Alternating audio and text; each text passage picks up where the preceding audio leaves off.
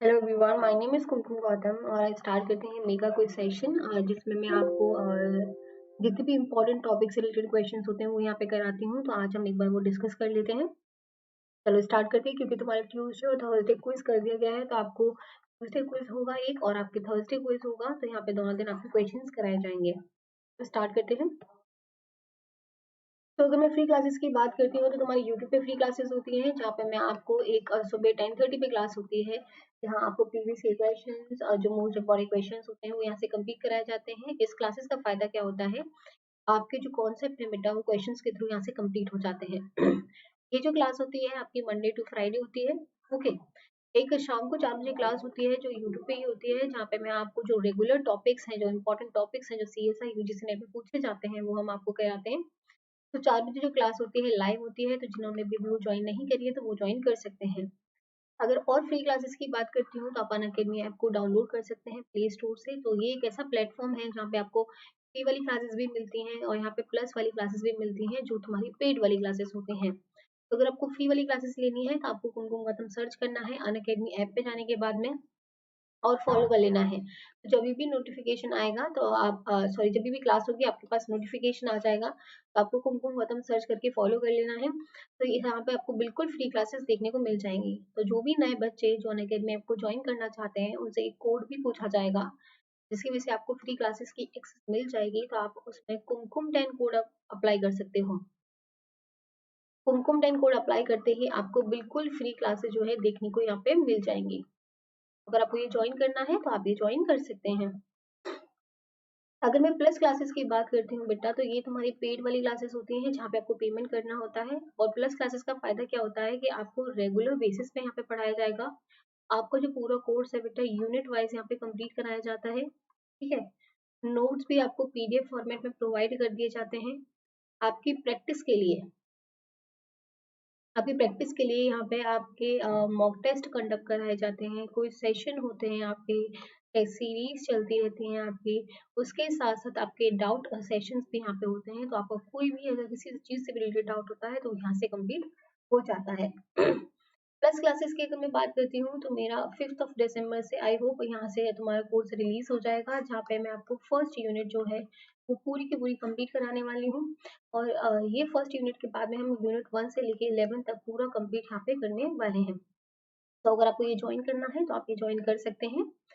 Plus classes का फायदा क्या होता है कि आपको रेगुलरली पढ़ाया जाता, वेरी इंपॉर्टेंट। उसके साथ साथ यहाँ पे +15 लाइव क्लासेस डेली होती हैं। ठीक है। अगर किसी बच्चे का कुछ भी मिस हो जाता है तो उसको रिकॉर्डेड क्लासेस भी यहाँ पे प्रोवाइड की जाती है, तो रिकॉर्डेड भी मिल जाती हैं और आपको लाइव क्लासेस भी देखने को मिलती हैं। तो अगर आपको प्लस ज्वाइन करना है तो आपको ये सब्सक्रिप्शन लेना पड़ेगा। फिर प्लान चूज करना होता है कि 3 मंथ्स का लेना है, 6 मंथ्स का लेना है, 12 मंथ्स लेना है, फिर 24 मंथ्स लेना है। तो जो भी बच्चे आगे वाले सीएसआई के लिए प्रिपेयर कर रहे हैं, आई थिंक उनके लिए 6, 12, 24 मंथ्स में से बेटर होगा।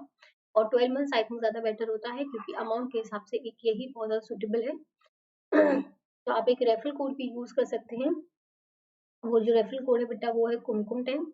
KUM10 आपको कोड अप्लाई करना है, और जैसे ही आप इसको अप्लाई करेंगे आपको 10% का ऑफ यहाँ पे देखने को मिलेगा। अबाउट 11,550 आपको पे करना था, लेकिन after getting 10% off you have to pay 10,395 then. सो आपको ये 10% का ऑफ देखने को मिल जाएगा। देन आपको पेमेंट करना होता है तो डेबिट कार्ड के थ्रू कर सकते हो, ईएमआई हो गया, यूपीआई हो गया, वॉलेट हो गया, नेट बैंकिंग हो गया। तो आप जैसे चाहे वैसे यहाँ पे पेमेंट कर सकते हो। यहाँ पे नो कॉस्ट ईएमआई वाला ऑप्शन भी है, मतलब कोई भी इंटरेस्ट आपसे नहीं लिया जाएगा। आपको सिर्फ ये जो अमाउंट है बेटा वो इंस्टॉलमेंट में पे करना है। तो अगर आपको ये ज्वाइन करना है तो आप ये ज्वाइन कर सकते हैं। तो अनअकैडमी पे अगर किसी बच्चे को भी कोई नया बच्चा है और उन्हें स्पेशल क्लासेस लेनी है जो बिल्कुल फ्री वाली क्लासेस होती हैं, तो आप कुमकुम 10 कोड अप्लाई करना। KUM10 कुमकुम 10 कोड अप्लाई करते ही आपको बिल्कुल फ्री एक्सेस मिल जाता है क्लासेस का, जो आपको देखने के यहाँ पे मिल जाएंगे। और जिन बच्चों को प्लस पे आना है तो आप सब्सक्रिप्शन ले सकते हैं। कुमकुम 10 कोड अप्लाई करना होगा टू गेट 10% ऑफ। और मेरी कोर्सेज के साथ साथ जितने भी सीएसआई यूजीसी नेट के टॉप एजुकेटर्स हैं, आपको सबकी लाइव प्लस रिकॉर्डेड क्लासेस यहाँ पे प्रोवाइड कर दी जाती हैं। तो दोनों की प्रोवाइड की जाएंगी, सबकी प्रोवाइड की जाएंगी। ऐसा नहीं है वो सिर्फ मेरी प्रोवाइड की जाएंगी, जितने भी टॉप एजुकेटर्स हैं उनकी भी प्रोवाइड की जाएंगी, तो आपको ये लाइव और रिकॉर्डेड क्लासेस यहाँ पे प्रोवाइड कर दी जाती हैं। तो चलो स्टार्ट करते हैं तुम्हारा question series. This is your first question, और ये जो क्वेश्चन है बेटा लाइटिक एंड लाइसोजेनिक साइकिल का क्वेश्चन है, जो मैं तुम्हें करा चुकी हूँ। तो जिन बच्चों ने अगर वो देखा है तो बहुत अच्छी बात है, नहीं देखा है तो एक बार देख लेना। और यहाँ से काफी बार क्वेश्चंस आते हैं, तो तुम्हें अगर इसका बेसिक क्लियर होगा तो तुम सारे क्वेश्चन सॉल्व कर पाओगे। तो काफी इंपॉर्टेंट है ये, तो आप एक बार ट्राई करो, उसके बाद मैं समझाती हूँ।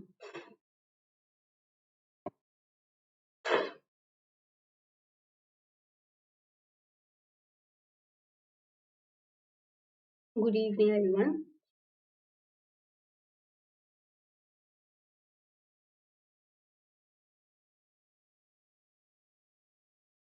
तो देखो, हाँ, the lambda phase and the P22 phase are the two related lambdoid bacteriophages.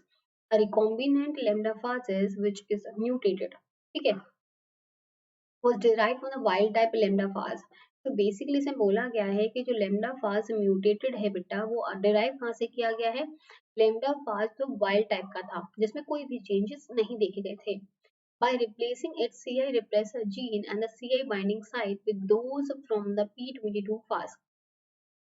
तो इसमें जो वाइल्ड टाइप वाला था बेटा, इसमें क्या था तुम्हारा एक सेकेंड, ये जो वाइल्ड टाइप वाला था बेटा, इसमें तुम्हारा क्या था, यहाँ पे तुम्हारा सी आई रिप्रेसर का जीन प्रेजेंट था, और सी आई रिप्रेसर जो है वो तुम्हारा पूरी तरह प्रेजेंट था, लेकिन इस म्यूटेटेड वाली फॉर्म में ये नहीं प्रेजेंट होता है।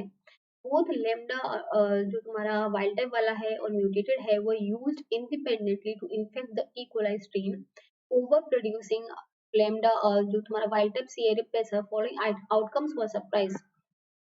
देखो मैं समझा देती हूँ पहले इसको। ये तुम्हारा वाइल्ड टाइप वाला लेम्डा फाज है, जिसमें क्या है, बोला गया है कि सी आई रिप्रेसर जो है बेटा वो प्रेजेंट है, कि सी आई रिप्रेसर में प्रेजेंट है, लेकिन इसकी एक म्यूटेटेड फॉर्म आई है, जो तुम्हारा P22 फाज से उसको बना के आपस में मिला के एक फॉर्म बनाई गई है, जिसमें ये सी आई रिप्रेसर नहीं होता है, ठीक है, नहीं हो पाता है।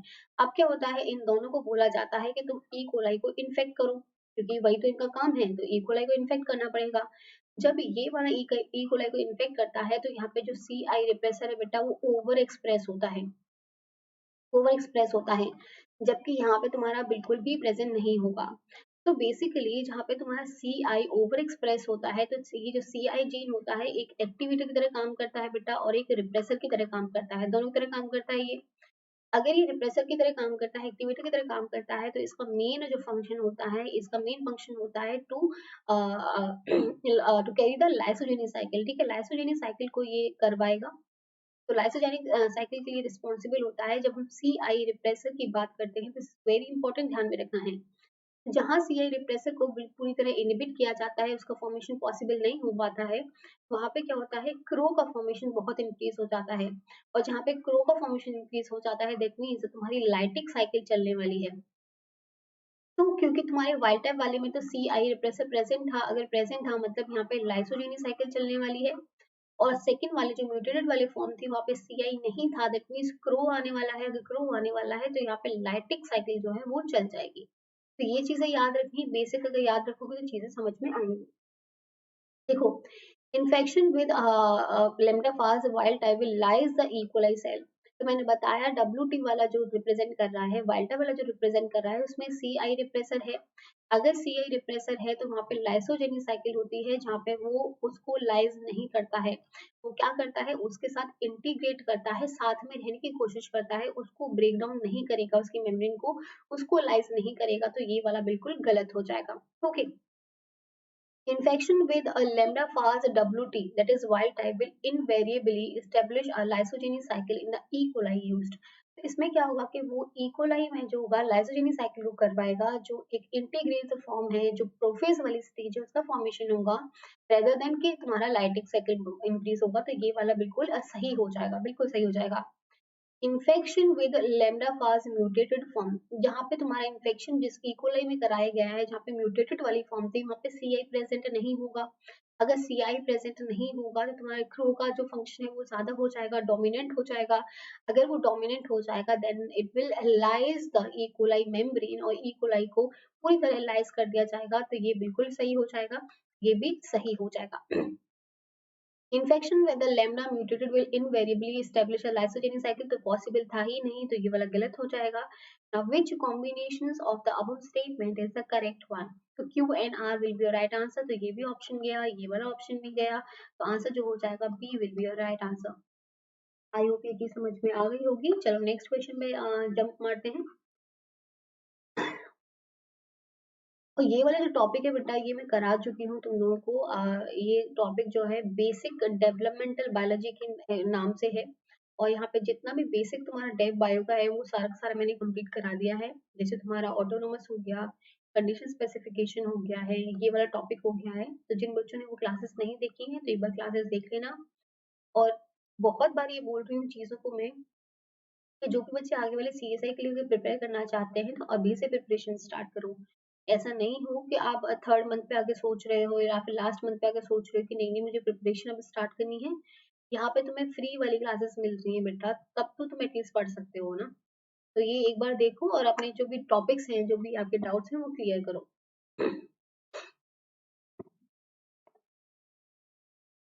देखो, which of the inferences which we, one second, given below would you draw from the following tissue transplantation experiments performed with the early and the late gastrula stages of the nude? देखो, इसमें बोला गया है host reason ये है, तुम्हारा donor reason ये है, differentiation of the donor tissues. तो होस्ट कौन होता है जो उसको वेलकम करता है, डोनर कौन सा होता है जो उसकी एरिया में आता है। ठीक है, ये चीज याद रखनी है। ये तुम्हारा अर्ली ग्रेस्टुला था, ठीक है। यहाँ पे होस्ट रीजन जो था वो न्यूरॉन्स था। सो बेसिकली अगर मैं तुम्हें एक सेकेंड में एक स्लाइड लेते हैं, क्योंकि तुम्हें फिर समझ में नहीं आएगा, तो एक बार स्लाइड लेके समझ लेंगे।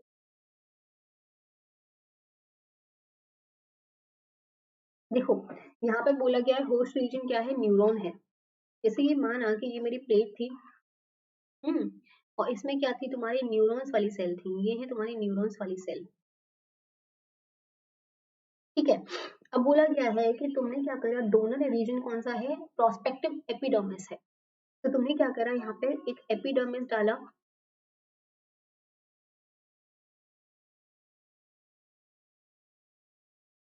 देखो, यहाँ पे तुमने एक एपिडर्मिस डाल दिया, ये तुम्हारा एपिडर्मिस हो गया, ये वाला।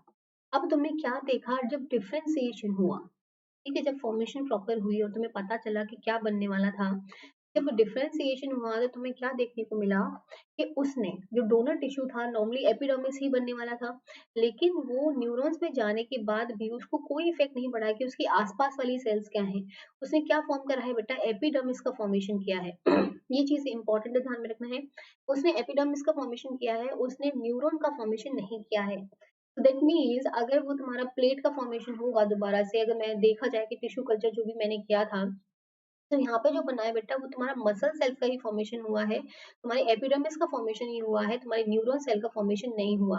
जब ये कंडीशन देखने को मिलती है कि जहाँ पे न्यूरॉन सेल का फॉर्मेशन ना होके तुम्हारा एपिडर्मिस का ही फॉर्मेशन हुआ है, मतलब इसको कोई भी बाहर वाली जो चीजें हैं, जो साइटोप्लाज्मिक वाली चीजें हैं, या फिर जो इंटरेक्शन की जो रिक्वायरमेंट थी वो नहीं हुई है। उसके अंदर जो पहले से फीड किया हुआ था कि तुम लोगों को यही बनना है, कि जो पोटेंसी उसके अंदर थी, वही पोटेंसी उसने अपने फेट में दिखाई। और जब पोटेंसी इज टू फेट हो जाता है बेटा, तो ये जो होता है तुम्हारा ऑटोनॉमस होता है बेटा, ऑटोनॉमस स्पेसिफिकेशन होता है, वेरी इंपॉर्टेंट, ध्यान में रखना है। तो अगर ये ऑटोनॉमस स्पेसिफिकेशन हो जाएगा, सेकंड वाला देख लेते हैं एक बार। सेकंड वाले में दे रखा है प्रोस्पेक्टिव एपिडर्मिस थी होस्ट रीजन की, और तुमने उसमें न्यूरॉन्स डाला। अब नॉर्मली तुम्हें क्या होना चाहिए, कंडीशन स्पेसिफिकेशन में क्या होता है कि अगर वो साथ में इंटरेक्शन करते हैं, उठते बैठते हैं साथ में न्यूरॉन एपिडर्मिस के साथ में, तो न्यूरॉन्स बोलते हैं नहीं नहीं मैं एपिडर्मिस में कन्वर्ट हो जाता हूँ। लेकिन इसमें क्या होता है कि न्यूरॉन्स जो होता है वो न्यूरॉन्स को मेंटेन रखता है उस पोजीशन को, और तुम्हारा न्यूरॉन का ही फॉर्मेशन यहाँ पे देखने को मिलता है। तो इसको बोला जाता है बेटा ऑटोनॉमस स्पेसिफिकेशन। ऑटोनॉमस स्पेसिफिकेशन बोला जाता है, इस चीज को ध्यान में रखना है, इस चीज को। तो अगर देखोगे, the cells of the early newt gastrula exhibit the condition specification, तो नहीं था, तो ये वाला गलत हो जाएगा तुम्हारा। Cells of early newt gastrula exhibit the autonomous development, तो ये बिल्कुल सही हो जाएगा, क्यों वाला बिल्कुल सही हो जाएगा। अब आते हैं लेट गेस्ट्रुला पे। यहाँ पे क्या दे रखा है, प्रोस्पेक्टिव न्यूरॉन्स थी तुम्हारी, ठीक है। पोस्ट रीजन की क्या थी तुम्हारी, न्यूरॉन थी, कि आ जाओ कि मैं तुम्हें यहाँ पे न्यूरॉन्स का फॉर्मेशन करवाऊंगा, ये वाला न्यूरॉन्स का था। अब तुमने क्या करा, डोनर वाला जो था एपिडर्मिस डाल दिया इसमें। तो पहले की तरह तुमने क्या करा, यहाँ पे एपिडर्मिस का जो सेल था वो यहाँ पे डाल दिया। अब उसकी पोटेंशियल क्या थी कि तुम्हारा यहाँ पे एपिडर्मिस का फॉर्मेशन करना है। लेकिन हमने बाद में क्या देखा कि इन सब ने मिलके बाद में सबने मिलके न्यूरॉन्स का ही फॉर्मेशन कर दिया। जो नॉर्मली तुम्हारी एपिडर्मिस बनाने वाली थी वो तो अपना भूल ही गई अपना फेट क्या था। तो दैट मीन्स जिनका पोटेंशियल जो होता है बेटा वो फेट से ज्यादा हो जाता है, मतलब उनको फेट की चिंता नहीं रहती है। उन्हें लगता है तो मेरे दोस्त बन चुके हैं, मुझे तो यही बनना चाहिए। तो ये जो कंडीशन होती है जहाँ पे नॉर्मली एपिडर्मिस बनना चाहिए था, लेकिन उस कंडीशन की वजह से, उस एनवायरमेंट की वजह से अपना वो फेट चेंज कर देते हैं, इस कंडीशन को बोला जाता है तुम्हारा कंडीशनल स्पेसिफिकेशन या फिर कंडीशनल डेवलपमेंट बोला जाता है। ओके। लेकिन देखो यहाँ पे एपिडर्मिस में तुम्हारा न्यूरॉन्स को डाला तो नॉर्मली न्यूरॉन्स बनना चाहिए था, लेकिन क्या हुआ, उसने क्या करा, उसके साथ इंटरेक्शन करा, उसको अच्छा लगा कि एपिडर्मिस तो बहुत बड़ा इंसान है, मुझे भी ऐसा ही बनना है, तो उसने भी एपिडर्मिस को ही बना दिया। तो ये होगा कंडीशनल डेवलपमेंट। अब तुमसे पूछा है करेक्ट इन्फरेंसेस क्या होंगे, the cells of the late newt gastrula exhibit the conditional development, ये बिल्कुल सही हो जाएगा। The cells of the late gastrula autonomous, ये बिल्कुल गलत हो जाएगा। अब एक चीज बता देती हूँ कि तुम्हारा जो आंसर की आया था जो तुम्हारा सीएसआई का आंसर किया आया था उसमें आंसर जो था ए वाला आंसर था, लेकिन ए वाला आंसर नहीं होगा बेटा, इसका आंसर जो होगा बी होगा, जहाँ पे तुम्हारा एक जो पहला वाला अर्ली गेस्ट्रा जो है ऑटोनोमस स्पेसिफिकेशन को दिखाएगा, और जो आर होगा वो तुम्हारा कंडीशनल डेवलपमेंट को यहाँ पे दिखाने वाला है। तो आंसर होगा B will be right answer. चलो नेक्स्ट क्वेश्चन सॉल्व करो, उसके बाद मैं समझाती हूँ उसको।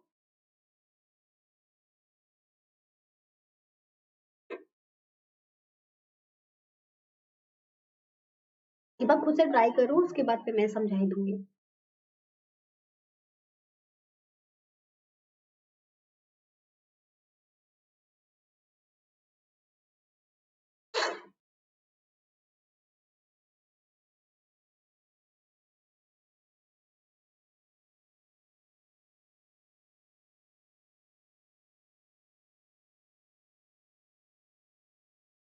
Now, various types of excitable tissues, when stimulated, showed a response as shown in the figure below. Which one of them is example of fast adapting tissues? तो basically fast adapting tissues है, मतलब क्या हुआ, जो थोड़े से time में जो कोई भी इंटेंसिटी अगर आएगी, कोई स्टिमुलस अगर जो आएगा उसके अकॉर्डिंगली खुद को अडेप्ट कर लेंगे, वो होते हैं फास्ट अडेप्टिंग टिश्यूज। तो अगर तुम देखोगे यहाँ पे पी वाले में ये स्टिमुलस इंटेंसिटी है तुम्हारी ठीक है, और स्टिमुलस इंटेंसिटी के बाद में जैसे तुम्हारी स्टिमुलस इंटेंसिटी बढ़ी है, तो जो टाइम लगा है उसको अडेप्ट करने में, इतना सारा टाइम लगा है बेटा, इतना सारा टाइम तुम्हें लगा है उस रिस्पॉन्स को अडेप्ट करने में, तो ये वाला तो फास्ट अडेप्टिंग नहीं होगा, ये तो पॉसिबल नहीं था। ये वाला देखोगे यहाँ पे स्टिमुलस इंटेंसिटी ये वाली हो गई तुम्हारी, उसके बाद टाइम जो लगा है बेटा, काफी टाइम लगा है इस रिस्पॉन्स को तुम्हारा अडेप्ट करने में, तो ये वाला भी तुम्हारा बिल्कुल गलत हो जाएगा। यहाँ देखो कि तुम्हारा स्टिमुलस यहाँ पे आया है, लेकिन अडेप्टेशन जो हो रही है वो बाद में हो रही है, तो पॉसिबल ही नहीं था, तो ये वाला भी यहाँ पे गलत हो जाएगा। एक सिंपल सा तुम्हारा ग्राफ के थ्रू क्वेश्चन पूछा गया है, जो एक आई टेस्ट क्वेश्चन था, इसमें कुछ भी एक्स्ट्रा नहीं था। तो इसमें क्या होता है, जो स्टिमुलस की इंटेंसिटी आती है और तुम्हारा जो रिस्पॉन्स होता है वो थोड़ी देर में ही, थोड़े टाइम में ही यहाँ पे देखने को मिल जाता है, that means they are the fast adapting tissues. तो अगर ऐसे क्वेश्चंस आते हैं जहाँ पे तुम्हें लगता है काफी बड़ा क्वेश्चन है और तुम्हें तो देखना पड़ेगा कैसे पॉसिबल हो पाएगा, तो ये जो होते हैं बेटा आई टेस्ट क्वेश्चन होते हैं, जहाँ पे एक बार सिर्फ आपको देखने की जरूरत होती है कि क्वेश्चन में पूछा क्या है, और तुम्हारा एक बार डिफरेंस पता कर लो तो चीजें समझ में आ जाएंगी, कोई भी इशू नहीं आएगा इसमें। तो पी वाला तो ऑप्शन था ही नहीं, आर वाला भी नहीं था, एस वाला ऑप्शन भी नहीं था, तो आंसर हो जाएगा B, B will be right one. चलो नेक्स्ट ये ट्राई करो, उसके बाद मैं समझाती हूँ।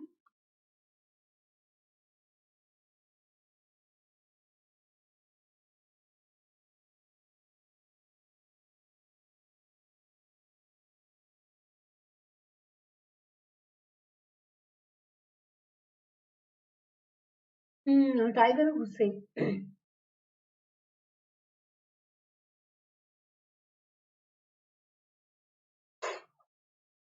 यहाँ बोला गया है for the normal heart the time taken for the atrial systole, जहाँ पे एट्रियल का जब फिलिंग हो रही होती है, एंड द डायस्टोल रिलैक्सेशन जब होता है, R A S and A D.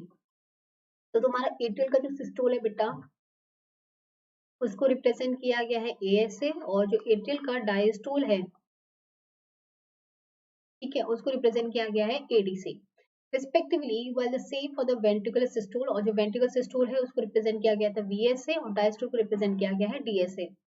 अब बोला गया है for the normal heart the time taken for the atrial systole and the diastole जितने भी सेकंड्स में यूज होते हैं रिस्पेक्टिवली, वाले सेम फॉर बोला गया है इसमें, same for the ventricular systole and the diastole, which one of the following equation is correct. जब तुमसे बोल दिया गया है कि दोनों के दोनों सेम होने वाले हैं तो बेटा इक्वल का साइन आएगा ना यहाँ पे, तुम्हारा ग्रेटर इन और लेसर और ये इनका साइन क्यों आएगा, क्योंकि यहाँ पे ऑलरेडी बोल दिया गया है कि इनका जो साइज जो टाइम होता है बिल्कुल सेम होता है। अगर सेम होता है तो ये कैसे बड़ा हो जाएगा, ये बड़ा कैसे हो जाएगा, ग्रेटर देन का तो बात ही नहीं है कि, तो ये बिल्कुल गलत आ जाएगा। माइनस वाला तो खैर सवाल ही नहीं उठता था, तो ये वाला भी तो पूरी तरह गलत हो जाएगा। ग्रेटर देन की हमसे कोई बात नहीं करी गई है तो ये वाला भी गलत हो जाएगा। सिंपल सा क्वेश्चन था कि एएस का जो तुम्हारा एट्रियल जो सिस्टोल होता है, जो एट्रियल का डायस्टोल होता है, वो सेम होता है टाइम के हिसाब से जब हम वेंट्रिकल सिस्टोल की बात करते हैं या फिर वेंट्रिकल डायस्टोल की बात करते हैं। सिंपल हो जाएगा, तो आंसर जो हो जाएगा ए विल बी राइट आंसर। तो अगर ऐसे क्वेश्चंस आते हैं और क्वेश्चन में तुम्हें दे रखा होता है कुछ क्लू, तो उस क्लू को प्रॉपर्ली लिया करो और तुम्हारा वहां से आंसर निकल के आ जाएगा। तो जो आंसर होगा A will be your right one. ये ट्राई करो, उसके बाद मैं समझाती हूँ।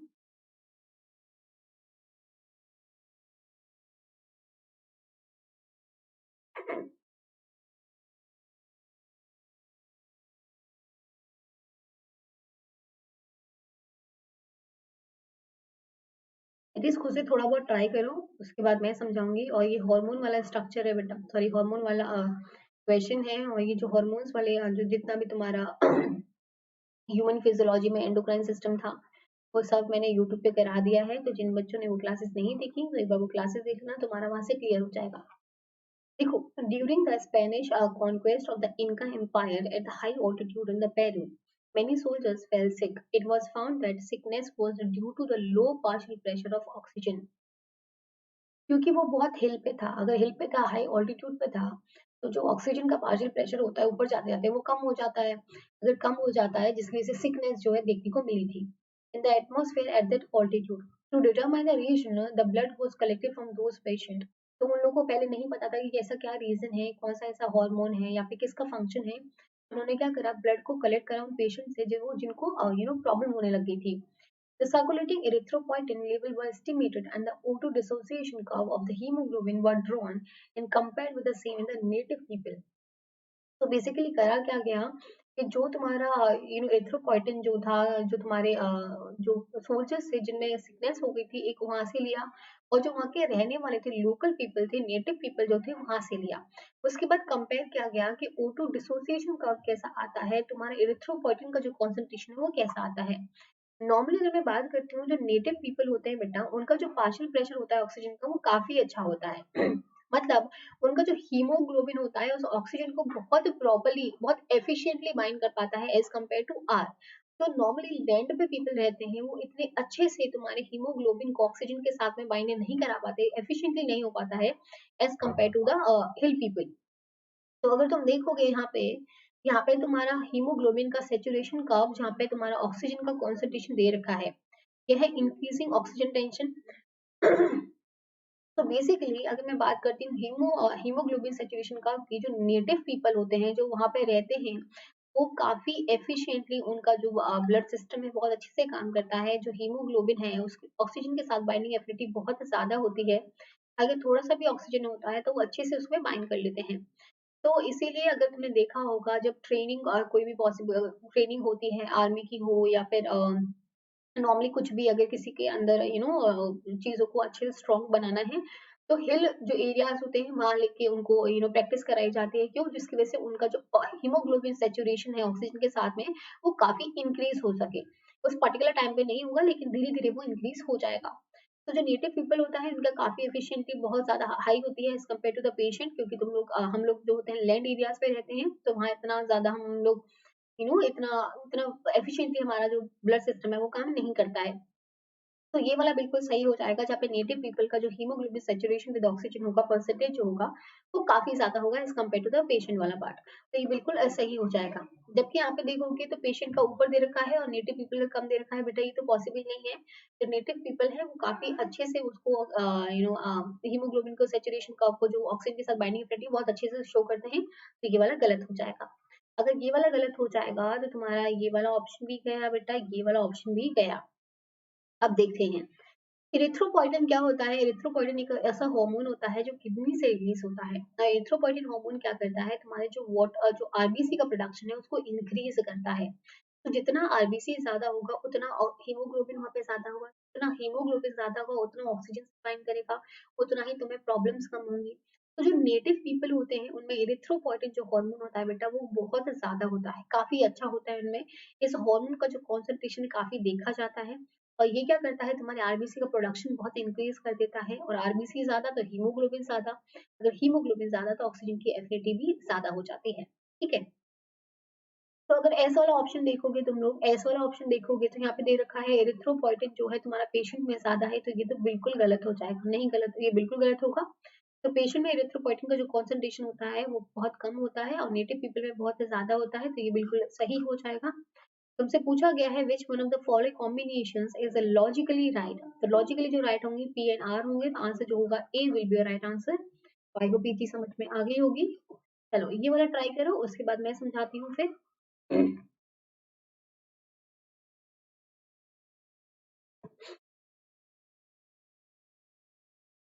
ये भी तुम्हारा बेसिक और डेवलपमेंटल बायोलॉजी का क्वेश्चन है, जहाँ पे तुम्हारा थोड़ा सा जो बेसिक है वो पता होना चाहिए, उसके बेसिस पे क्वेश्चन सॉल्व हो जाएगा।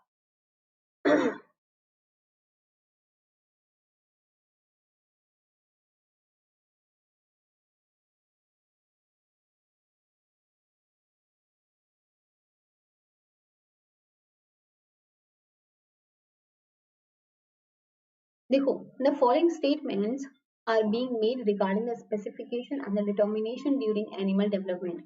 तो ये जो बच्चे ने क्लासेस ली हैं उनको समझ में भी आता होगा, लेकिन जिन्होंने क्लासेस नहीं है तो मे बी शायद समझ में ना आए।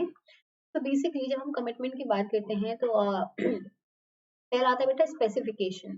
स्पेसिफिकेशन वाला जो प्रोसेस होता है वो काफी लेबाइल होता है। लेबाइल का मतलब होता है कि डील डाल सी थोड़ी है उसमें, कि मतलब यहाँ पे जो चीजें हैं वो रिवर्सिबल हो सकती हैं, रिवर्सिबल हो सकती है स्पेसिफिकेशन वाले प्रोसेस में। लेकिन इसका जो नेक्स्ट स्टेप आता है बेटा वो डिटर्मिनेशन आता है। ठीक है, डिटर्मिनेशन आता है जो तुम्हारा इरिवर्सिबल, इरिवर्सिबल स्पेसिफिकेशन भी उसको बोला जाता है। ठीक है, स्पेसिफिकेशन भी बोला जाता है। दैट मीन्स अगर एक बारी चीज में डिसाइड हो गया कि मुझे ये न्यूरॉन्स ही बनाने हैं, तो चाहे कुछ भी कर लो, उसका जो ऑटोनोमस स्पेसिफिकेशन उसका होके रहता है और न्यूरॉन का फॉर्मेशन यहाँ पे करेगा। तो ऐसी कंडीशन का मतलब होता है कि जहाँ पे पोटेंसी जो होता है फेट के इक्वल होती है, कि जो तुमने चाहा वही तुमने बना। स्पेसिफिकेशन जो होता है ये लिबाइल होता है, ये इन्वायरमेंटल कंडीशन पे डिपेंड करेगा, तुम्हारे पास पड़ोस वाली सेल्स पे डिपेंड करेगा। तो अगर उसको न्यूरॉन्स बनाना था बेटा, लेकिन क्या हुआ एपिडर्मिस वाला इन्वायरमेंट मिल गया उसको, बहुत सारी एपिडर्मिस मिल गई, तो उसने भी क्या करा एपिडर्मिस का फॉर्मेशन कर दिया। तो एक लिबाइल वाली कंडीशन होती है, एक रिवर्सिबल वाली कंडीशन देखने को मिलती है। चलो एक बार देख लेते हैं। During the course of the commitment, the cell may not appear different from its nearest or the most distant neighbors in the embryo and shows no visible sign of differentiation, but its development phase is restricted. तो basically starting में क्या होता है कि बहुत सारी cell यहाँ पे प्रेजेंट होती हैं। ठीक है, बहुत सारी सेल्स प्रेजेंट होती हैं। उस टाइम पे हम ये डिसाइड नहीं कर सकते कौन सी सेल किसका फेट क्या बनाने वाली है, लेकिन उसका एक डेवलपमेंटल जो फेट है वो डिटरमाइन हो चुका होता है कि उसको ये बनाना है। बाद में स्पेसिफिकेशन होगा, बाद में तुम्हारा डिटर्मिनेशन होगा, लेकिन एक पर्टिकुलर टाइम तक ये फेट डिसाइड हो जाता है, रेस्ट्रिक्ट हो जाता है, लेकिन हमें कोई भी विजिबल साइन नहीं दिखता है डिफरेंशिएशन का उस टाइम पे। हम ये पता नहीं कर सकते कि ये बनने वाली क्या है, लेकिन धीरे धीरे हमें चीजें पता चलती हैं। तो ये बिल्कुल सही हो जाएगा तुम्हारा। ठीक है, ये बिल्कुल सही हो जाएगा तुम्हारा। एक सेकंड में कलर चेंज कर लेती हूँ। At the stage of the specification the cell commitment is not labile. ये अभी मैंने तुम्हें समझाया कि जब हम स्पेसिफिकेशन वाली स्टेज की बात करते हैं तो जो सेल कमिटमेंट होता है बेटा वो लिबाइल होता है, नॉट नहीं आएगा। अगर नॉट नहीं आएगा वो लिबाइल होगा, तो ये वाला पूरी तरह यहाँ पे गलत हो जाएगा। अगर ये वाला गलत हो गया तो बेटा ये वाला ऑप्शन भी गया तुम्हारा और ये वाला ऑप्शन भी गया। और क्योंकि हम पहला वाला ऑलरेडी सही कर चुके हैं तो तुम्हारा आंसर जो हो जाएगा D will be right answer, क्योंकि हम ऑलरेडी इसको सही कर चुके हैं। A cell or the tissues is determined, जब हमारे स्पेसिफिकेशन के बाद कौन सा स्टेप आता है, डिटरमाइंड वाला आता है। When it is capable of differentiating autonomously, वो खुद पे अपना डिपेंड करते हैं कि मेरा अगर जो फेट है, मैं अगर मैं उसको अपनी पोटेंशियल के हिसाब से अपना फेट दे दूं, मतलब उनके अंदर जो ऑटोनॉमस वाली कंडीशन होती है, अपने साइटोप्लाज्मिक फैक्टर उसके पास होते हैं, तो उन्हें तुम कैसे भी कहीं भी रख दो वो उतना वही बनाने वाले जो उन्होंने बनाना था। The cellular tissue is determined when it is capable of differentiating autonomously even when placed into the another region of the embryo. तो तुम कहीं भी उनको प्लेस कर दो, कहीं भी उनको देखो, लेकिन वो अपना ही जो तुम्हारा ऑटोनोमस जो फेट है वही डिटरमाइन करने वाले हैं. और a cluster the differently specified cells in the petri dish, तो ये बिल्कुल सही हो जाएगा जब हम डिटरमाइंड सेल की बात करते हैं तब. Cytoskeletal arrangements maintain the positioning of the nuclei in the syncytium, which enable the specification of these nuclei by opposing the morphogen gradient named bicoid and the caudal in the Drosophila. देखो इसका मतलब क्या हुआ. देखो normally क्या होता है, तुम्हारे ड्रोसोफिला की बात करती हूँ तो यहाँ पे बहुत सारे न्यूक्लियर का फॉर्मेशन हो जाता है. अब क्या होता है, इस न्यूक्लियर का फॉर्मेशन होने के बाद में यहाँ पे बाइकॉट का कॉन्सेंट्रेशन ज्यादा होता है, यहाँ पे नैनोस का फॉर्मेशन ज्यादा होता है. एंटीरियर में यहाँ पे ये होगा और पोस्टीरियर में ये वाला होने वाला है. तो नॉर्मली जो बाइकॉट है वो तुम्हारे नैनोस को यहाँ बनने नहीं देगा और नैनोस यहाँ पे नहीं बनने देगा. तो यहाँ पे क्या होता है कि जो अरेंजमेंट होता है, जो न्यूक्लियर की पोजीशन होती है सिंसिटियम में, स्पेसिफिकेशन को इनेबल करती है, जिसकी वजह से मॉर्फोजन ग्रेडियंट जो है वो अपोजिट कंडीशन में वहाँ पे काम कर पाते हैं. तो ये बिल्कुल सही हो जाता है. ठीक है.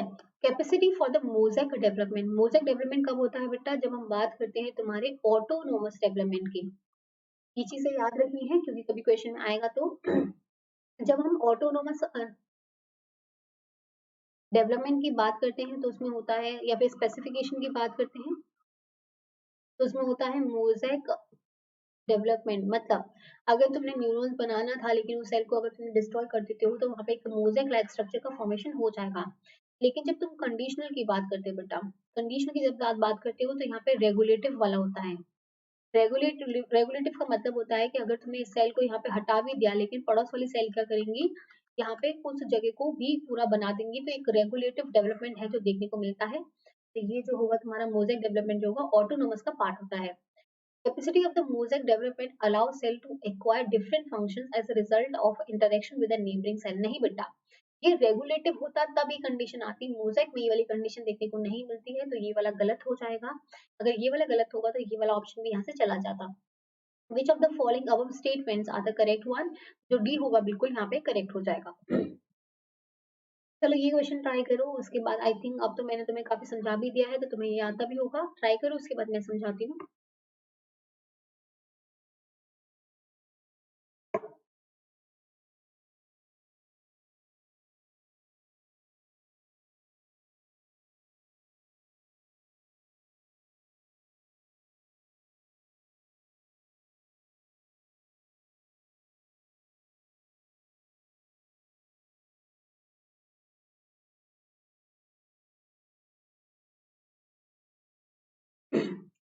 देखो, at the two cell stage of the C elegans development, the blastomeres were experimentally separated and allowed to proceed in the development.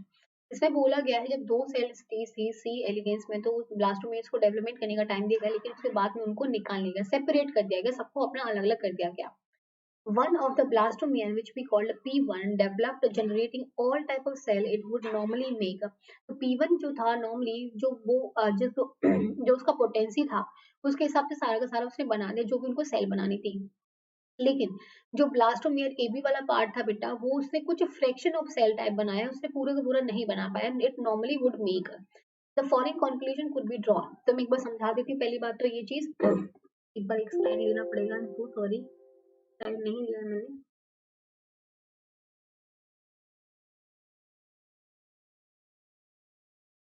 एक सेकंड. हाँ, तो इसमें बोला गया है कि जो तुम्हारा दो ब्लास्टोमेयर से दो सेल्स इनको ले लिया, एक तुम्हारी ए बी सेल थी और एक तुम्हारी P1 सेल थी. ठीक है, एक P1 सेल थी और एक ए सेल थी. इस P1 को जब तुमने अलग किया, इन दोनों को सेपरेट कर दिया, जैसे ये अलग हो गई है, ये वाली अलग हो चुकी है. जो P1 को तुम्हारी 5 सेल बनानी थी, उसने पांचों सेल का फॉर्मेशन यहाँ पे प्रॉपर कर दिया है, तो वो पूरा डिफरेंशिएट हो चुका है. लेकिन जो ए बी सेल थी बेटा वो 5 बनाने वाली थी लेकिन उसने 2 या 3 ही बना पाई. ठीक है. तो अब ऐसा क्या हुआ कि ए बी ने सिर्फ 2 या 3 बनाई लेकिन P1 ने पूरी की पूरी पांचों वाली बना दी. तो इसमें होता क्या है बेटा कि जो P1 होता है उसका जो साइटोप्लाज्मिक फैक्टर्स होते हैं या फिर जो ऑटोनोमस स्पेसिफिकेशन होता है उसमें वो देखने को मिलता है कि उसको खुद के ऊपर खुद को ये डिसाइडेड था कि उसकी पोटेंसी क्या है पोटेंसी है 5 सेल्स बनाने की, ठीक है, पोटेंसी है 5 सेल्स की बनाने की, तो वो बाहर वाली चीज़ों से, एनवायरनमेंट से ज़्यादा अफेक्टेड नहीं होता है। वो अपने ऊपर चीज़ों को क्या रखता है कि मेरा साइटोप्लाज्मिक जो फैक्टर्स हैं, मेरा जो ऑटोनॉमस स्पेसिफिकेशन है, मुझे उससे देखना है। तो जो P1 होता है, क्योंकि वो खुद के ऊपर डिपेंड है, किसी और के ऊपर डिपेंड नहीं है, तो वो क्या करता है, पाँचों सेल का फॉर्मेशन यहाँ पे प्रॉपर्ली कर देता है। लेकिन अगर मैं एबी सेल्स की बात करती हूँ, तो नॉर्मली इसका क्या होता है कि मुझे इंटरेक्शन करके बताना है कि मुझे कहाँ जाना है। नॉर्मली कुछ बच्चे होते हैं ना कि ना एग्जाम में पढ़ के नहीं जाते हैं और ऐसा करेंगे कि यहाँ से पूछ लेंगे, वहां से पूछ लेंगे।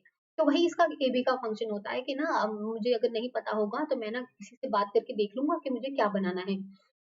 तो ये जो इंटरेक्शन है बेटा, क्योंकि ये अकेला है तो प्रॉपर्ली इंटरेक्शन नहीं कर पाता है। अगर प्रॉपर्ली इंटरेक्शन नहीं कर पाता है तो उसको जो चीज याद रहती है, जो चीज याद रहती है वो एक या दो उनमें से बना देता है, पूरी की पूरी यहाँ पे नहीं बना पाएगा। क्यों? क्योंकि ये आपस में इंटरेक्शन नहीं कर पाए। अगर इंटरेक्शन करता तो मे भी शायद ये अच्छी से सब चीजें बना देता। तो ये जो होता है बेटा, ये तुम्हारा होता है कंडीशनल स्पेसिफिकेशन। तो बोलते हैं कंडीशनल स्पेसिफिकेशन। आई होप ये चीज समझ में आ गई होंगी। तो देखते हैं इसका answer. P is a determination of both P1 and the AB was autonomous. AB का तो ऑटोनोमस नहीं था बेटा, P1 का ऑटोनोमस जरूर था। तो ये वाला बिल्कुल गलत हो जाएगा, क्योंकि बोथ का बोल दिया है तो ये गलत होगा। Determination of both P1 and the AB was conditional बेटा।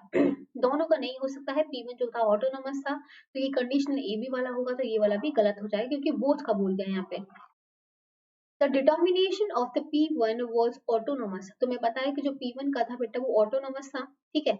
और जो AB वाला पार्ट था, एक सेकंड, तो AB वाला पार्ट था, ये तुम्हारा क्या था, कंडीशनल था। तो ये बिल्कुल सही हो जाएगा, ये कंडीशन बिल्कुल सही हो जाएगी। अगर R वाली कंडीशन सही हो चुकी है तो ये भी गलत और ये भी गलत, क्योंकि P को हम ऑलरेडी गलत कर चुके हैं, तो ये भी गलत हो गया। तो आंसर जो हो जाएगा D will be your right answer.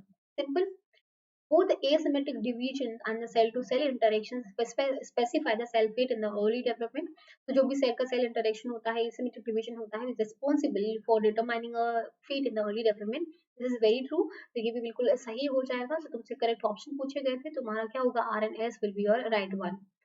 जो आंसर होगा D सही हो जाएगा। चलो नेक्स्ट क्वेश्चन ट्राई करो, उसके बाद मैं समझाती हूँ फिर।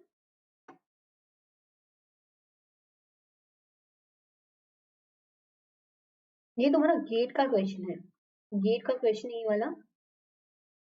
Year I don't know, I think अभी का है, फिलहाल का ही है, तो गेट का क्वेश्चन है ये।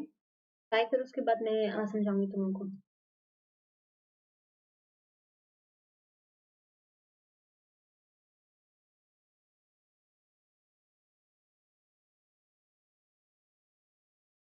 Now, match the disorders, diseases listed in the column first to the respective causative agent listed in the column 2।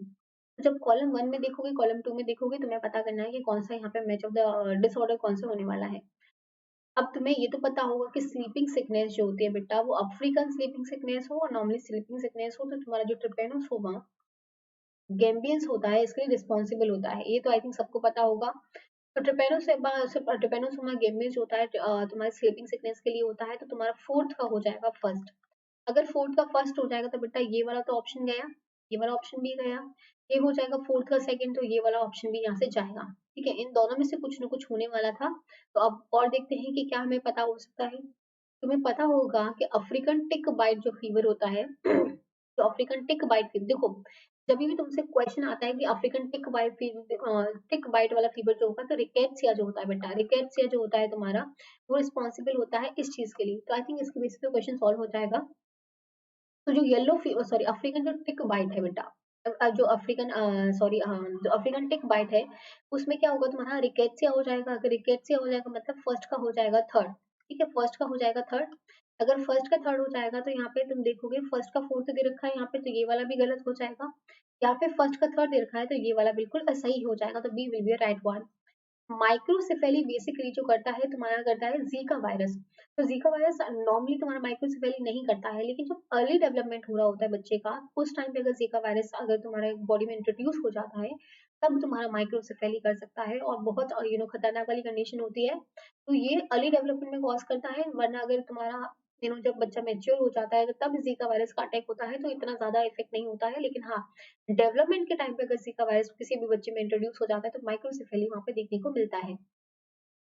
तो येलो वायरस की बात करेंगे तो येलो वायरस जो होता है तुम्हारा फ्लेवी वायरस की वजह से होता है, ये पॉजिटिव एजेंट है इसका। तो ये सारे के सारे याद रखने हैं क्योंकि काफी बार क्वेश्चन पूछे जाते हैं। तो माइक्रोसेफेली अगर पूछा जाएगा तो तुम्हारा जीका वायरस हो जाएगा। येलो फाइबर अगर सॉरी फीवर अगर पूछा जाएगा तो तुम्हारा फ्लेवी वायरस जो होता है इसका आंसर होता है। तो ये दोनों चीज भी याद रखना। तो आंसर जो होगा B will be your right one. चलो नेक्स्ट क्वेश्चन ट्राई करो, काफी इजी क्वेश्चन है तुम लोगों के हिसाब से, ट्राई करो उसके बाद मैं समझाती हूँ।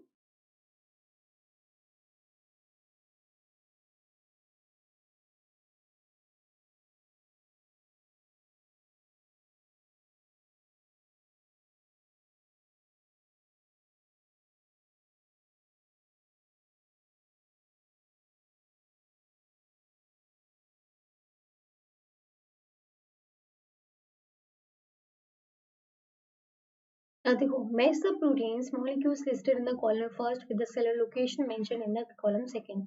तो अगर तुम कॉलम फर्स्ट देखोगे यहाँ पे दे रखा है गैलेक्टोसाइल ट्रांसफेरेज ऐसा।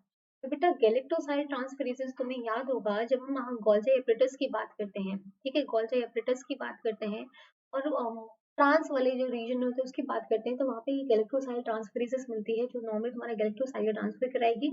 तो ये जो होती है बेटा गोल्जी कॉम्प्लेक्स में होती है, ये आई थिंक सबको पता भी होगा।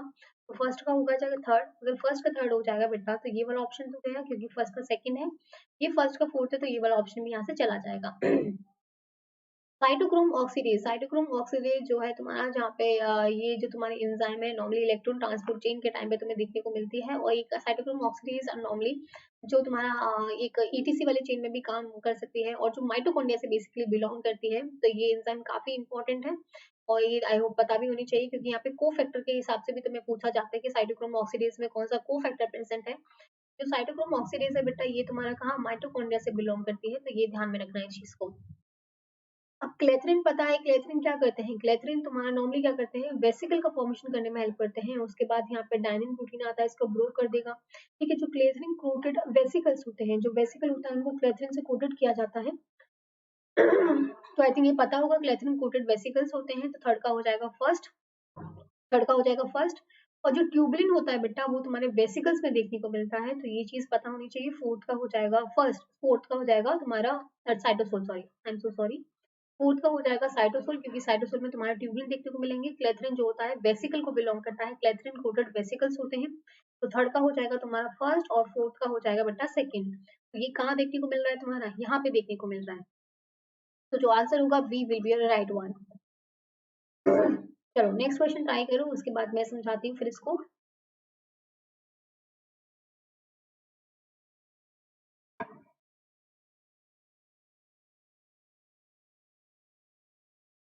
और ये आई थिंक मैं करा भी चुकी हूँ तुम लोगों को, लेकिन इतना भी डिटेल में नहीं करा, लेकिन गेट का क्वेश्चन है ये सारे सारे भी तुम्हारे गेट वाले क्वेश्चन ही आए हैं। तो इसमें थोड़ा डिटेल में आया हुआ है चीजें, तो अगर ऐसा कुछ क्वेश्चन अगर देखने को मिलेंगे, जोलॉजी का क्वेश्चन है बेटा ये वाला, ठीक है। ये जोलॉजी वाला क्वेश्चन था और इसमें ये चीजें मैं तुम्हें पढ़ा चुकी हूँ। आई थिंक ये नाम तो तुम लोग डिटरमाइन कर पा रहे हो कि ये नाम कहाँ से बिलोंग कर रहे हैं। तो आज हम इनका पूरा ये भी देख लेंगे कहाँ से इनको किस चीज से हम इन चीजों को कैरेक्टराइज कर सकते हैं, कौन से ऑर्गेनिज्म को कैसे क्या स्पेशल क्वालिटीज होती है इन लोगों के पास में। तो अगर देखोगे तुम्हें कुछ भी नहीं पता है माना मेरे को, जेलीफिश का पता है ना बेटा, जेलीफिश जो होता है उसे ऑरेलिया बेसिकली, ठीक है, ऑरेलिया होगा तुम्हारा जेलीफिश जो तुम्हारा निडेरियन से बिलोंग करता है, ठीक है, निडेरियन से बिलोंग करता है। क्या मैंने तुम्हें कभी बताया कि टेगवर्म जो होगा तुम्हारा बायोल्यूमिनेसेंस शो करेगा बेटा, वो तुम्हारा एंडो पैरासाइटिक वाली फॉर्म में रहता है, तो वो तुम्हारा बायोल्यूमिनेसेंस तो शो नहीं करेगा। तो ये वाला पॉसिबल नहीं था। ट्राइकिनेला जो होता है एक तुम्हारा एक तुम्हारा पैरासाइट है, तो उसमें भी कोई भी तुम्हारा बायोल्यूमिनेसेंस नहीं होता है। अर्थों में तो वैसे पॉसिबल नहीं है, बहुत ब्राउन कलर का डल कलर का होता है वो। तो एक जेली फिश होगा जिसमें तुम्हारा बायोल्यूमिनेसेंस जो है वो देखने को मिलेगा। तो सेकंड का हो जाएगा फर्स्ट, फर्स्ट सॉरी सेकंड का हो जाएगा फर्स्ट। अगर सेकंड का फर्स्ट हो जाएगा बेटा तो ये वाला ऑप्शन भी गया, ये वाला ऑप्शन भी गया। इन दोनों ऑप्शन में से कुछ ना कुछ यहाँ पे सही होने वाला था, ठीक है। अब अगर मैं अर्थवर्म की बात करती हूँ, ठीक है, अगर मैं अर्थवर्म की बात करती हूँ तो यहाँ पे क्या होता है, लेटल हार्ट प्रेजेंट होता है, लेटल हार्ट प्रेजेंट होता है इसमें। तो जो लेटल साइड होती है बेसिकली, जैसे अगर तुम ह्यूमंस का देखते हो तो जैसे ह्यूमन का जैसे ये वाला फेस है बेटा, ठीक है, ये होता है तुम्हारा वेंट्रल साइड जो फेस वाला साइड होता है। ये जो बैक वाला साइड होता है वो होता है तुम्हारा डोर्सल साइड, ठीक है, वो होता है डोर्सल साइड। और जो तुम्हारा साइड वाला साइड, ये वाला जो साइड होता है, ये तो हमारा वेंट्रल वाला। तो यहाँ पे भी क्या होता है तुम्हारा लेटरल, सॉरी लेटरल वाला होगा, तो यहाँ पे लेटरल हार्ट प्रेजेंट होता है जब हम अर्थवर्म की बात करते हैं। तो ये चीज याद में रखनी है, अगर कभी क्वेश्चन पूछा जाता है तो अर्थवर्म का हो जाएगा लेटरल हार्ट। तो अगर तुम्हारा फोर्थ का थर्ड हो जाएगा बेटा, फोर्थ का थर्ड हो जाएगा, तो तुम्हारा एक ही ऑप्शन बचा था सी वाला। तो जो आंसर हो जाना था C will be the right one. देखो टेपवर्म जो होते हैं तुम्हारा, जो टीनिया सोलियम, बेसिकली अगर तुम्हें पता होगा, जो टीनिया सोलियम होता है ठीक है, जिसे टेपवर्म भी बोला जाता है। मैंने तुम्हें नहीं बताया कि माइक्रोविलाई उनके बॉडी सरफेस पे होते हैं, छोटे छोटे माइक्रोविलाई होते हैं और बॉडी सरफेस पे, जो तुम्हें इतना विजिबल प्रॉपर्ली नहीं हो पाते हैं। अब ये जो ट्राइकिनेला होता है विविपेरस होता है, और ओविपेरस का मतलब होता है जब एग का प्रोडक्शन किया जाए, तब विविपेरस अब यंग वंस का किया जाता है। तो ट्राइकिनेला वो एक उसमें ऐसी प्रॉपर्टी है विविपेरस वाली, तो काफी इंपॉर्टेंट एक प्रॉपर्टी है, तो ये चीज भी याद रखनी है। तो ये जो होगा ट्राइकिनेला का विविपेरस हो जाएगा। तो आंसर जो होगा C will be your right one. तो अगर मैं टीनियस वोलियम की बात करती हूँ या फिर तुम्हारे टेबम की बात करती हूँ, तो एक बार माइक्रोविलाई वाला पार्ट देख लेते हैं। माइक्रोट्राइक्स, माइक्रोट्राइक्स मतलब ट्राई का मतलब हेयर लाइक स्ट्रक्चर होता है, माइक्रो मतलब छोटे छोटे, specialised microvilli covering the entire surface of tegument of cestode. Cestode से जो बिलोंग करते हैं, इस क्लास से जो बिलोंग करते हैं बेटा, टीनिया सोलियम होते हैं, विच वी कॉल टेपवर्म। तो इनका जो टेगुमेंट वाला पार्ट होता है, उनमें पूरा जो सरफेस है वो तुम्हारा माइक्रोविलाई के थ्रू कवर किया जाता है। They are fine hair-like filaments distributed throughout the surface of the body, both unique to ubiquitous among the cestodes. तो normally cestodes में ही पाया जाएगा, tapeworm में ही पाया जाएगा, giving the body surface a smooth and the silky appearance. तुम्हें मैंने दिखाया था सिल्की है ना, स्मूथ अपीयरेंस देखने को मिलता है। तो प्रॉपरली तुम्हें देखने को नहीं मिलेंगे क्या होने वाला है, लेकिन हाँ ये हेयर में प्रेजेंट होंगे। तो ये चीज याद में रखना। तो आंसर जो होगा C will be right one. तो ये क्वेश्चन ट्राई करो, उसके बाद मैं समझाती हूँ इस क्वेश्चन को। ये भी तुम्हारा गेट का क्वेश्चन है, और तुम्हें पता होगा गेट के जो क्वेश्चन आते हैं नॉर्मली 15 क्वेश्चन आते हैं। और उसमें भी तुम्हारे जो लास्ट क्वेश्चन होते हैं, जहाँ पे तुम्हारा फिल इन द ब्लैंक्स होते हैं, जहाँ पे कोई भी नेगेटिव मार्किंग तुम्हारी नहीं होती है। इस वाली कंडीशन में कोई भी नेगेटिव मार्किंग नहीं होती है। और फिल इन द ब्लैंक्स वाले क्वेश्चन में तुम्हें फिल करना होता है कि आंसर क्या होने वाला है। और तुम्हें एक यहाँ पे मतलब एक पॉजिटिव चीज क्या होती है कि जैसे आंसर तुम्हारा 0.03 आ रहा था, तो वो तुम्हें 0.01 से लेके 0.04 तक पूरा एक पैरामीटर दे देते हैं, एक रेंज दे देते हैं कि तुम्हें इसके बीच में आंसर लेके आना है। अगर तुम्हारा इसके बीच में आंसर आता है, तुम्हारा बिल्कुल सही होता है, और नेगेटिव मार्किंग तो वैसे भी नहीं है वहां पे। तो ये वाले क्वेश्चन छोड़ के मत आना। देखो, in a population which is in Hardy-Weinberg equilibrium, the frequency of occurrence of a disorder caused by the recessive allele is 1 in 1100। तो बेसिकली जो Q उसका दे रखा है, फ्रीक्वेंसी दे रखी है रिसेसिव allele की एक डिसऑर्डर को कॉज करने के लिए, वो देखिए 1/1100। ठीक है, इतना दे रखा है। तो जो क्यू स्क्वायर होगा तुम्हारा, अगर इसको तुम डिवाइड करते तो आंसर जो आता है 0.0009 समथिंग आता है। ठीक है, तो जब इसको तुम क्यू में कन्वर्ट करोगे, तो इसका क्या करना पड़ेगा, रूट करना पड़ेगा, तो 0.009 हो जाएगा। तो जब तुम इसका स्क्वायर रूट करते तो आंसर जो आता है 0.03 जो होगा, बिल्कुल राइट आंसर आ जाता है। क्यों तुम्हारा इतना आ जाता है? अगर क्यू तुम्हारा आ चुका है, तो तुम निकाल सकते हो p plus Q equals to 1 होता है। ठीक है, तो p equals to 0.03 equals to 1 हो जाएगा। तो जो p की वैल्यू आ जाएगी बेटा, वो कितनी आएगी, 1 माइनस 0.03। तो जब तुम इसको माइनस करते हो, 0.97 जो होता है तुम्हारा p का वैल्यू आ जाता है। अब तुमसे पूछा क्या गया है, the frequency of the heterozygotes in the population will be. तो तुम्हें हेटेरोजाइगोट्स की फ्रीक्वेंसी बतानी थी, तो ये तुम्हारी क्यू की फ्रीक्वेंसी आ चुकी है, ये तुम्हारी p की फ्रीक्वेंसी आ चुकी है। तो तुम्हें बताना है 2pq। तो 2 इंटू 0.03 इंटू 0.97, ये आंसर हो जाएगा। तो जब तुम इसको डिवाइड मल्टीप्लाई करोगे, मल्टीप्लाई करने पे जो आंसर आएगा वो 0.058 आंसर आएगा। तुम्हारा जो आंसर हो जाएगा C will be your right answer. तो सी जो होगा बिल्कुल सही हो जाएगा। आई होप पीछे समझ में आ गई हो। एक बार और देख लो, जो मैंने यहाँ पे लिखा है, क्यू स्क्वायर कस्ट होता है 1/1100, जो 0.0009 आ जाता है। जब तुम क्यू निकालोगे, क्योंकि इसको अंडर रूट करना पड़ेगा, तो 0.03 आ जाएगा। p प्लस क्यू टू 1 होता है, दैट मीन्स p जो होगा 1 माइनस क्यू हो जाएगा, 0.97 जो होगा p की वैल्यू आ जाएगी। तो मैं हेटेरोजाइगस की फ्रीक्वेंसी बतानी थी, दैट इज 2pq बताना था। तो 2 इंटू 0.97 इंटू 0.03, तो आंसर जो होगा 0.058 जो का आंसर आ जाएगा। तो ये होगा तुम्हारा क्वेश्चन। अगर हार्डी विनर के क्वेश्चन आते हैं, बहुत इजी क्वेश्चन आते हैं यहाँ पे, तो इनको क्वेश्चन को मत छोड़ना, उनको एटलीस्ट ट्राई करना, एक बार गिव इट अ ट्राई। कि वो हो ही जाएगा, मतलब बहुत ईज़ी क्वेश्चंस होते हैं और ट्रिक तुम्हें पता है कि कैसे सॉल्व करना है। बहुत सारे क्वेश्चन जो है हाँ डिविन के मैं करा चुकी हूँ। तो एक बार वो क्लासेस देख लेना तो वहाँ से क्वेश्चन समझ में आ जाएँगे। चलो मैं खुद को हाइड करना पड़ेगा, ये बना दिखेगा नहीं तुम्हें। नेक्स्ट क्वेश्चन है, ट्राई करो इसको, फिर मैं समझाती हूँ।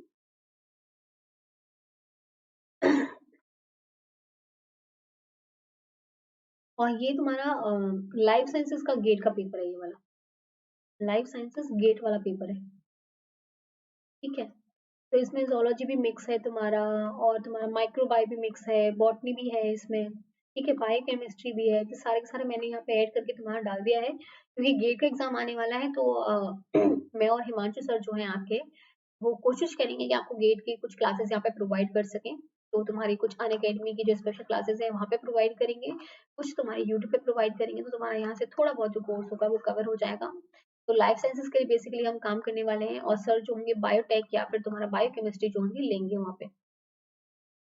तो देखते हैं, which one of the following statement is not part of a classical Darwinian theory of the evolution by the natural selection। तो कौन सा इसका पार्ट नहीं है, ये हमें बताना था। अगर डी वाला ऑप्शन देखोगे, each population can randomly acquire a distinct and a separate a sort of variations। तो ये तो बिल्कुल सही है कि जो पॉपुलेशन है वो अपना रेंडमली चीजों को एक्वायर करती है, बहुत डिस्टिंक्ट और सेपरेट करेगी, सबको एक जैसा चीजें नहीं मिलने वाली हैं। तो ऑब्वियसली अगर तुम एक पर्टिकुलर एनवायरनमेंट में रह रहे हो, एक पॉपुलेशन है, तो वो डिफरेंट वेरिएशन जो है वो उनको एक्वायर करते हैं। हो सकता है वो किसी और चीज में एनवायरनमेंट में सुटेबल हो, कोई वो अलग में हो, तो अलग अलग वेरिएशन देखने को मिलती है। तो ये बिल्कुल सही हो जाएगा। Individuals that best fit into the given environment are more likely to survive। तो सर्वाइवल ऑफ द फिटेस्ट वाली कंडीशन है कि जितना ज्यादा फिट होगा वो इंसान उस पर्टिकुलर एनवायरनमेंट में, अगर उसको अच्छे से वो अडेप्ट कर पाता है इंडिविजुअल, और बेस्ट फिट हो पाता है उस गिवन एनवायरनमेंट में, तो वो ज्यादा सर्वाइव कर पाएगा। तो दिस इज वेरी ट्रू। अगर नेचर सिलेक्शन की बात करते हैं तो उसका मतलब ही यही है कि सर्वाइवल ऑफ द फिटेस्ट, जितना इंसान फिट होगा उतना ही सर्वाइव कर पाएगा। जितना अडेप्टेशन उसके अंदर कम होगी, जितना वो फिट नहीं होगा, उतना ही उसको एलिमिनेट कर दिया जाता है। तो ये नेचुरल सिलेक्शन की थ्योरी है, तो ये तो बिल्कुल सही था। तो ये तो सही है तुम्हारा। phenotypic variation exists among the individual of a population of a species। तो तुम्हें पता है कि जो फिनोटिपिक वेरिएशंस हैं वो देखने को मिलते हैं एक पर्टिकुलर स्पीशीज में ही, तुम्हारे इतने फिनोटिपिक वेरिएशन देखने को मिलते हैं। तुम ह्यूमंस को देख लो कितना फिनोटिपिक वेरिएशन है, जबकि एक स्पीशीज से बिलोंग कर रहे हैं, इंडिविजुअल एक ही है, उसके बाद भी तुम्हारा इंडिविजुअल अलग अलग होने के बाद एक स्पीशीज से बिलोंग कर रहे हैं, एक पर्टिकुलर पॉपुलेशन बना रहे हैं, उसके बाद इतने सारे फिनोटिपिक वेरिएशन देखने को मिलते हैं। तो दिस इज वेरी ट्रू। अगर नेचर सिलेक्शन की बात करोगे तो ये बिल्कुल सही होने वाला है। A trait which is constantly used will get inherited by the next generation। नहीं बेटा, ऐसा कुछ नहीं है कि जो ट्रेड तुम्हारा कॉन्स्टेंटली यूज में आ रहा है तो यूज ना करोगे तुम आगे इनहेरिटेड हो जाएगा। तो ये जो था लिमार्क ने बोला था, डार्विन ने नहीं बोला था। उन्होंने बोला था ऐसा कुछ भी नहीं होता है कि जैसे तुम अगर रोज नहा रहे हो तो नेक्स्ट जनरेशन में भी तो रोज नहाने वाली है, ऐसा कुछ नहीं होता है। तो उन्होंने काफी एक्सपेरिमेंट भी हुए इस चीज के ऊपर। काफी जो साइंटिस्ट थे इन्होंने इसके ऊपर पूरा स्टडी करी, रेड की बहुत सारी उन्होंने टेल काटी बहुत जनरेशन तक, लेकिन बाद में ऐसा कुछ भी नहीं हुआ कि ये जो जनरेशन, ये जो पर्टिकुलर कैरेक्टर था वो आगे इनहेरिटेड हुआ हो। तो ये वाला बिल्कुल गलत हो जाएगा, ये डार्विन से बिलोंग बिल्कुल भी नहीं करता है। तो जो ए होगा वो तुम्हारा आंसर हो जाएगा, क्योंकि तुमसे इसमें नॉट पार्ट पूछा गया था, इसमें नॉट पार्ट जो होगा ए वाला होगा, ठीक है। तो ये क्वेश्चन ट्राई करो, उसके बाद फिर मैं समझाती हूँ।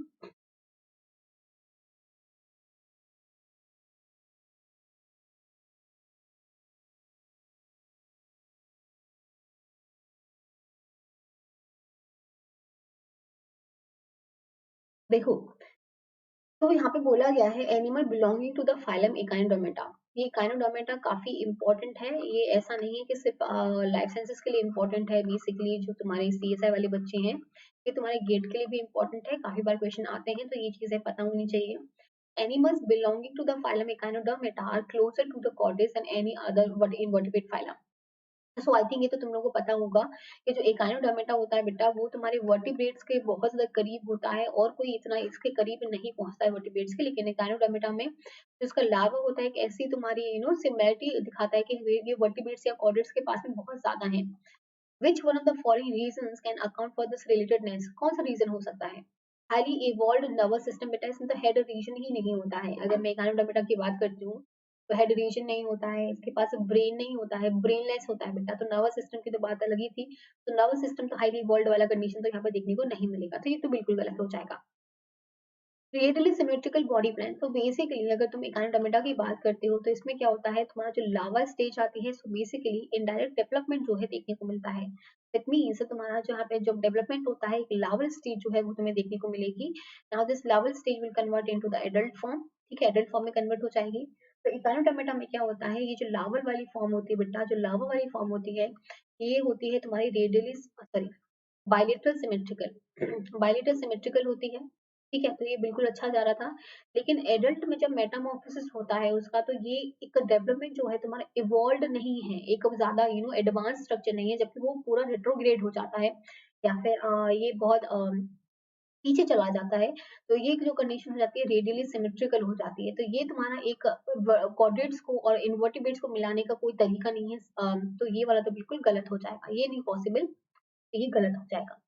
ड्यूटेरोस्टोमिक डेवलपमेंट वेरी इंपॉर्टेंट। दो चीजें इंपॉर्टेंट है जब हम एकानोडर्मिटा की बात करते हैं।